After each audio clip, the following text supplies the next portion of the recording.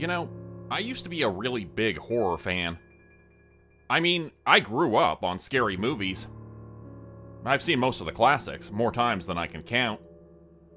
Hell, I remember watching those old Alien movies with my parents. You know, the ones with Sigourney Weaver, where the alien burst through the guy's chest, and thinking it was the coolest thing I'd ever seen. I was absolutely obsessed with that stuff. I used to draw pictures of the aliens in my notebooks at school and everything. They were never any good, of course. I've never really been much of an artist. But you get my point, right? I was into that shit. I thought it was awesome. A little scary, sure, but mostly just awesome. When you're a kid, you're looking for an identity. You latch on to whatever seems cool at the time, and use it to define yourself. So, naturally, scary movies and horror became part of who I was. And oh man, did I ever run with it. By the time I hit grade 7, my mom had gotten me into Stephen King. I read Salem's Lot in about 3 days, and spent the next year working my way through his bibliography. I'd watched and rewatched my dad's old horror library 1,000 times, and listened in awe as he shared the little tidbits of behind-the-scenes information he had. How they'd shot certain scenes, or other fun little trivia. My fondest memories are of just sitting in the den with my dad, watching the violence on screen, and when it was over, listening to my dad tell me just how they'd made it all so visceral and real. But above all that, my favorite thing was the experience of going through a haunted house. Horror on a screen or in a book is great, but it doesn't compare to the adrenaline rush of feeling it in person. The illusion of being in real danger, actually being hunted. Make no mistake, I was never a big enough adrenaline junkie to go into an actual abandoned building looking for thrills or anything. People who do that probably aren't looking to be scared. They're after a different kind of kick. What I liked was the production. The feeling of really being in it. That was what I was after. Most places only really open up haunted houses around Halloween, for obvious reasons. I mean, the rest of the year, people aren't that interested in them. But there are a few places I know of that keep a haunted house open year-round, where it's always Halloween. They're usually in the more touristy parts of the world that see a lot more foot traffic than average. But I was lucky. I just so happened to grow up in Niagara Falls. For the uninitiated, the Canadian side of Niagara Falls is about as close to Las Vegas as you can get in Ontario. Up in the Clifton Hills area, there are some nice, more upscale restaurants, along with a few places you could only ever find in the States. There's the Falls View Casino, and a bunch of charming little tourist traps. A giant Hershey store, a wax museum, and of course, the haunted houses. So many haunted houses. Having had some time to grow up, I can see it all for the kitsch tourist trap it really is. But when I was a kid, Clifton Hill was as close to Valhalla as I was gonna get. Needless to say, I liked stopping by the haunted houses. Some of them were nothing special. Some of them had variety, changing up the sets every few months to keep it fresh and unpredictable. The one that always did it the best was the Madhouse. Most haunted houses were at least a bit kitschy, but the Madhouse was one of the best I've ever been to. Every 6 months, they like to rotate the theme. Sometimes they bring back one they'd done before, only lay it out in a new way. Sometimes they do something completely new, and it was always unique. Sure, they'd done the classics. The Haunted Mansion, Haunted Insane Asylum, Haunted Slaughterhouse, and the like. But they'd also done some really creative ones, too. A few years ago, they turned their building into a full-on satanic church. Last year, they made it into a maritime village, and it was without question the scariest haunted house I'd ever been to. There was the sound of ominous waves playing in the background, instead of the usual creepy music. The actors didn't wear monster costumes. They dressed in fishermen's outfits, and would stand there chopping fish and turn to glare at you as you passed, menacingly holding their cleavers as they did. Some of them shouted things after you like, "You don't belong here," or "The deep will claim you." There was one room that they had basically turned into a pool, and had a girl dressed like a mermaid swimming around while the audience walked along a higher path. She'd croon and beckon to the audience to come in and join her, but even while she did, you could see the corpses of her past victims just below the surface of the water, some of them still reaching up in the hopes of escaping their watery grave. Another room led through the chapel, which looked almost like a regular church, only with a skeletal mermaid crucified in place of Jesus. The stained glass windows were all off, too. Some of them depicted writhing masses of tentacles. Others depicted people drowning. Some even depicted shipwrecks. As the haunted house went on, men in grotesque fishman suits would shamble after you, never speaking, just gasping and wheezing. The costumes looked great, and their performances were always spectacular. I only ever saw one drop character once, when a girl got so scared she fell over screaming, and even then, it was just a momentary lapse as he helped her up. The climax, as you walked up a misty hill to a lighthouse, they'd built it out of papier-mâché, and put ornate, beautiful paintings along the walls, to make it seem like you were outdoors. The scenery was a dreary, gray sunset. The paintings were at a bit of an angle, to make you feel like you were going up, although the room was still perfectly flat. It was a pretty damn good optical illusion. Then, when you actually went inside the lighthouse, all you'd see when you looked up was a single, giant eye looking down on you, and behind it, what initially looked like stars. Although, the longer you looked, the more you'd realize that they were just more eyes, of the same infinitely vast creature. It was fucking amazing. When the Madhouse announced they'd redone their theme again, I obviously just had to go. The theme this time was advertised as Insidious Industry, and the promotional pictures depicted some sort of rundown, abandoned warehouse look. They seemed to have stripped down a lot of the props from before, leaving bare concrete walls and uncomfortable furniture. Boxes packed on skids, bloody factory equipment, and the like. I could see some of the actors dressed up in casual work clothes, only with makeup that made them seem almost skeletal. It looked like it was going to be something good, and I knew I wasn't going to miss it.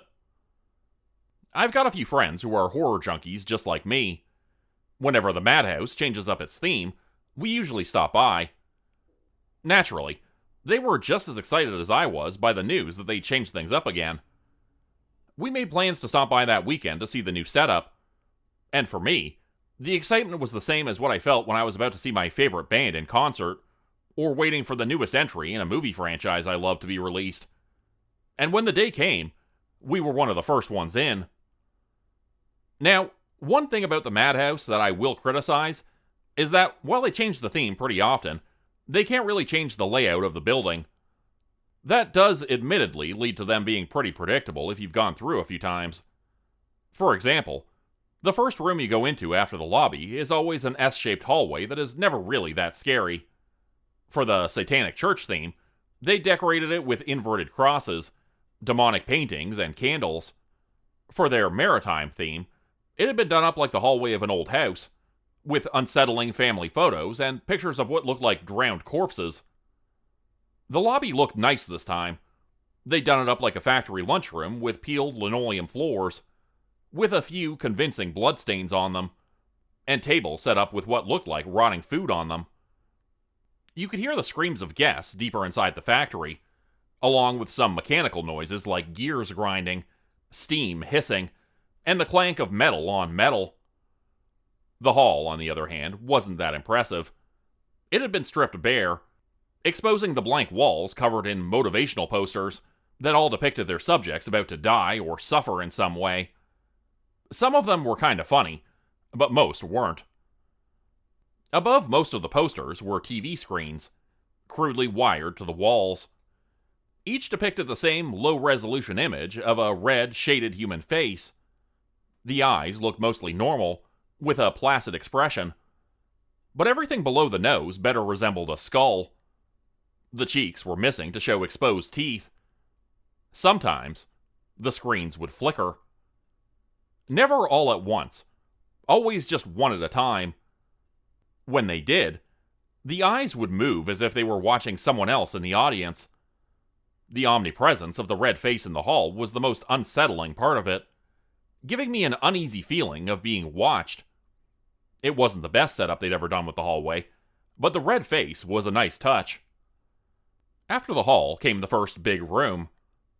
This one was usually done up as some sort of elaborate set piece. It had been the exterior of the village for the maritime theme. This time, it was set up to look like a warehouse. The actors shuffled around, pretending to work. Some of them half-heartedly wrapped a skid full of empty boxes. Looking at the boxes, you could see the labels on them read things like human organ or real child meat. Some of them just read danger. There was one actor playing a supervisor who wandered around and singled people out as they passed. "You there!" He'd snarl in a voice so commanding that, I'll admit it made me jump every time he did it. "You should be in uniform! You're standing around! Lazy! Worthless! You'll end up in a box with the rest of the failures!" On cue, he flashed a deranged smile that seemed to stretch his face too far, and gestured to a skid being packed behind him.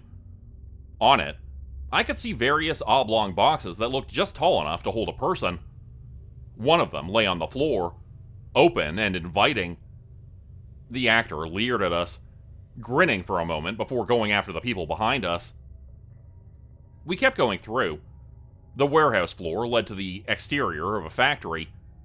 There were paneled windows that looked like they'd been scavenged from an actual broken-down factory, and signs reading, "Truck drivers must check wheels and set brakes before loading and unloading." Flashes of light and the sounds of work could be heard behind the windows, along with the occasional scream. The path led us through a loading door and onto a factory floor that looked dreary and oppressive. Large machines seemed to sit around us and smoke filled the air. The actors tended to the machines, even though they weren't actually running. Some of them had body bags on conveyor belts, looking like they were being fed into giant meat grinders or something. Others stood in front of surfaces that resembled large clock faces, dutifully dragging the hands back and forth, struggling as if it took a monumental effort to do it. The whole area had this uncomfortable, sterile feel to it. Bright yellow railings kept us away from the actors and the fake machines, although some of the actors would wander up to the railings, grip them, and beg to come with us. "I can't take this anymore. It hurts. I can't do this. I want to go. Make it stop." Some of them even sounded like they were really crying. But on cue, one of the supervisors would violently grab them and haul them back to their workstation, snarling some vicious threat as they did. "Back to it or you're going in next." A large TV loomed over the entire factory setup. Through the smoke, I could see the familiar image of the red face looking down on everyone.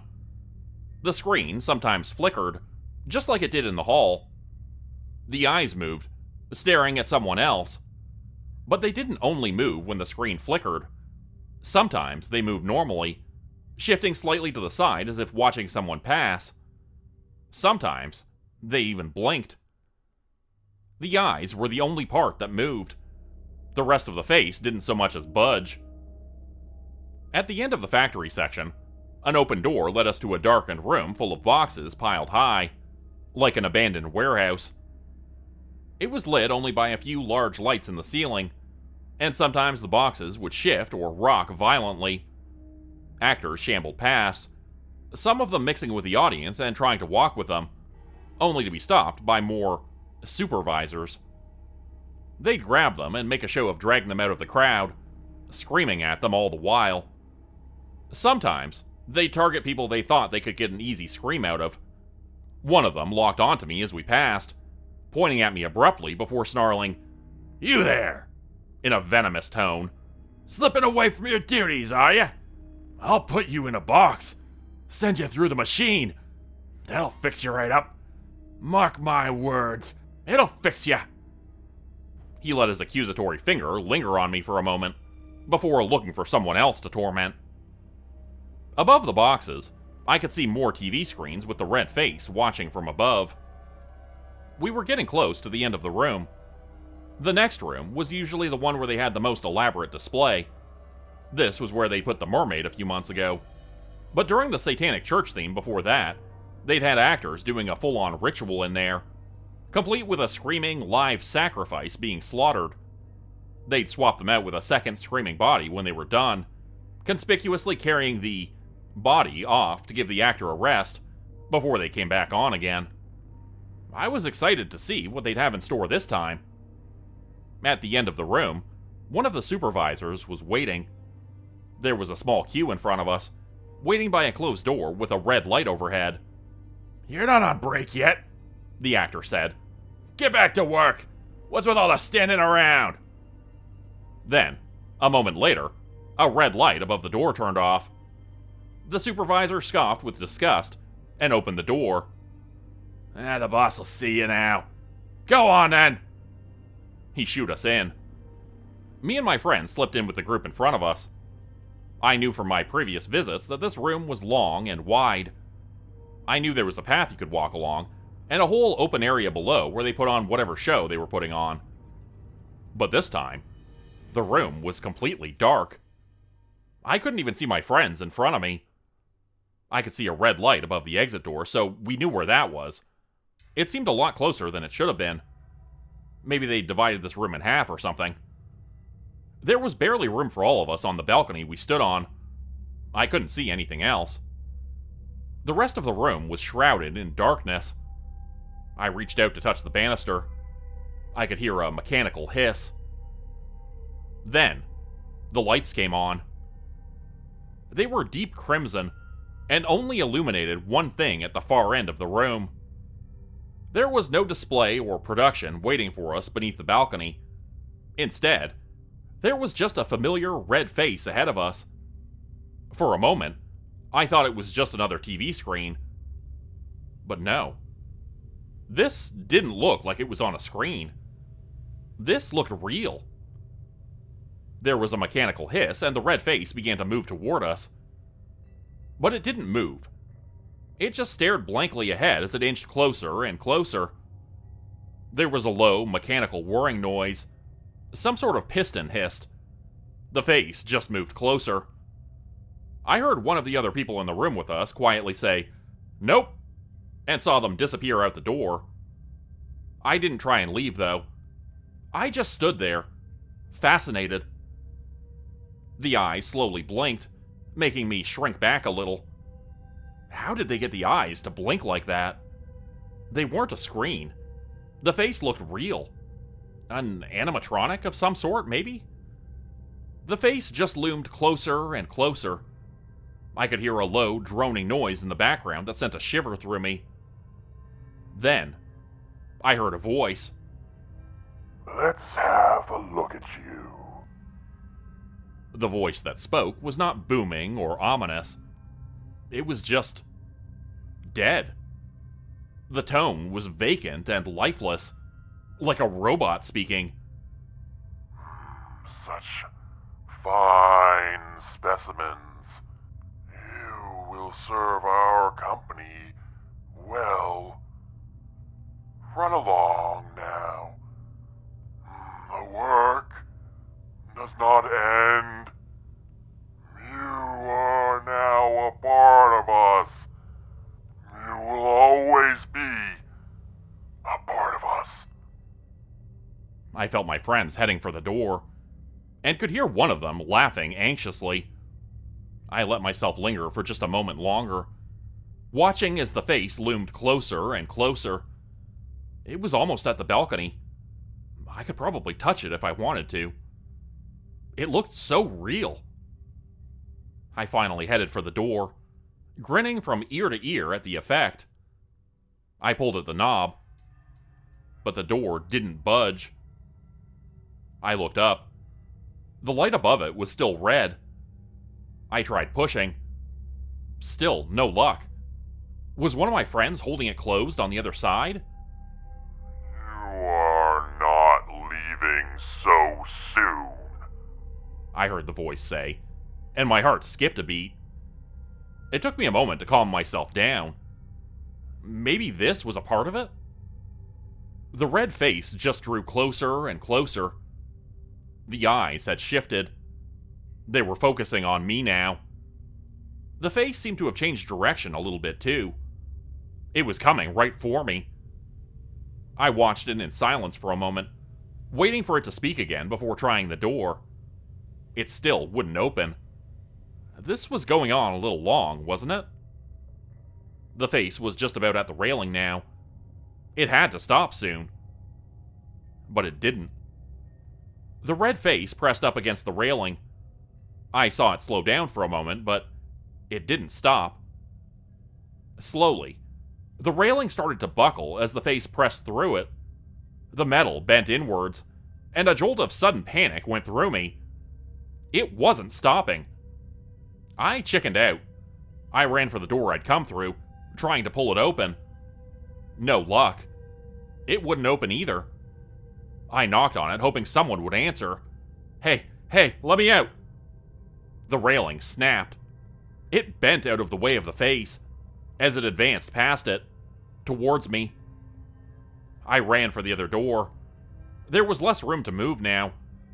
I tried opening it, tried knocking on it. My pounding was getting more frantic, more panicked. Hello? I think it's broken. Let me out! I looked back at the face. It had changed. It's hard to describe exactly how, but it looked like it was smiling. Without lips or cheeks, it somehow seemed to be grinning at me. Maybe it was the eyes. They had changed from a blank stare into a cruel leer. "Don't run," the voice crooned at me. Don't run.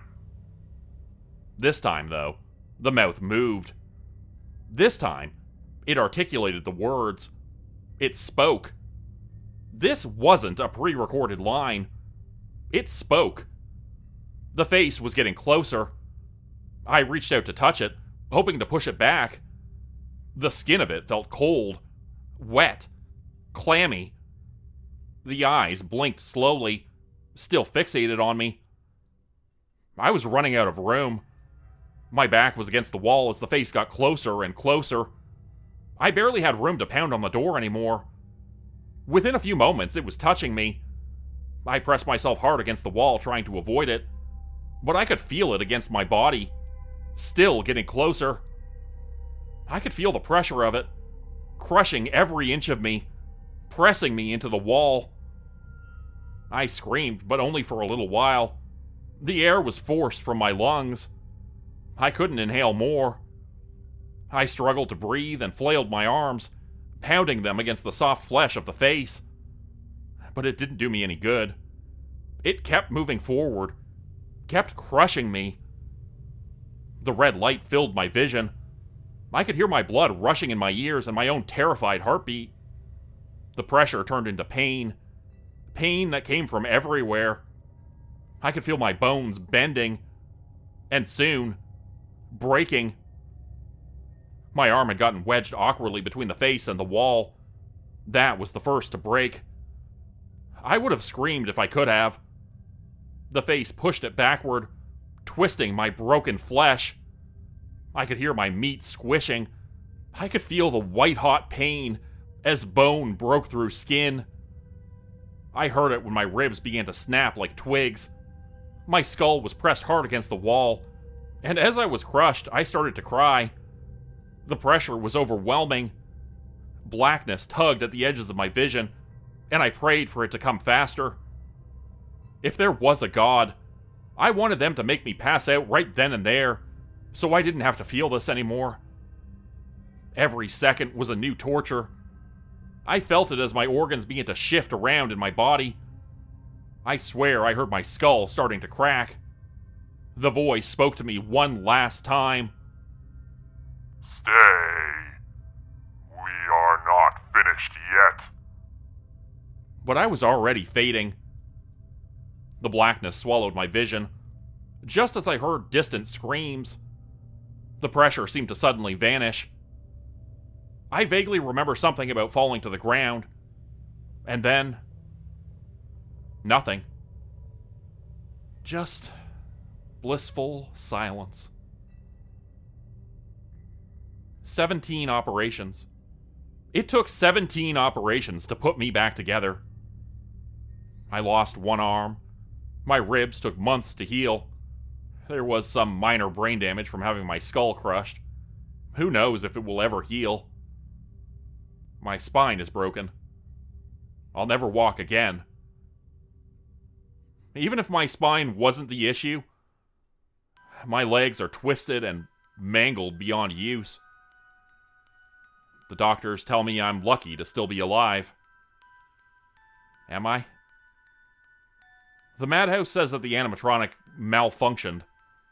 It was supposed to stop before the railing. Instead, it kept going. They say they don't understand why or how. Then again, they also say that the face was just a hollow plaster sculpture on a mechanical arm. They say it should have broken when it started pressing up against the railing. I know what I felt when I touched the face, though. That wasn't plaster. That was skin. My friends say that they thought I'd left the room with them. They hadn't made it very far before they heard me screaming. They said that the actors had fought to open the door before finally taking it off its hinges. They said that they saw what was behind the face. Unpainted plaster attached to a mechanical arm. They believe everything. Even if I don't. Maybe this isn't the madhouse's fault. Maybe it was just an accident. And what I thought I saw and felt was just my mind playing tricks on me in my panic. But I find it hard to just accept that. Either way, I think I've had more than enough of haunted houses. Become a channel member today for early access, bonus videos, and special emojis only available to members. Check out the description below or click the join button for more info. If you'd like another way to help support the channel, please consider joining my Patreon page at patreon.com/JordanGroupeHorror. As a patron, you'll get access to bonus videos and content. You'll be credited at the end of every video going forward, and if you decide to stay for 3 months, I'll name a character after you which will be featured in a Hollow's End story. Links to join the Patreon are in the description. Thanks everyone for listening. Please like, subscribe, and comment to help the channel continue to grow. And see you again next time at 4 p.m. Eastern Standard Time. Hope you have a great night.